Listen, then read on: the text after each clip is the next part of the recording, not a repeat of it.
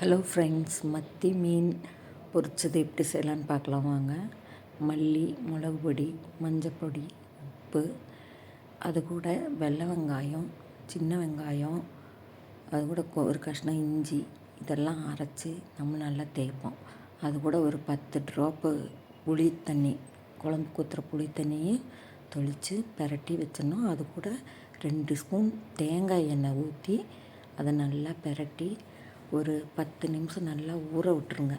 நல்லா ஊறணும், உள்ளெல்லாம் நல்லா மிளகுபொடி ஆகிற மாதிரி ஊற விட்டுட்டு எடுத்து வச்சுருங்க. 10 நிமிஷம் கழிஞ்சு தோசைக்கல்லில் தேங்காய் எண்ணெய் ஊற்றி வறுக்கலாம். அது கூட கறிவேப்பிலை போட்டு வரணும். அதோட ஸ்மெல்லு ஃப்ளேவர் சூப்பராக இருக்கும். இப்படி வறுத்து பாருங்கள்.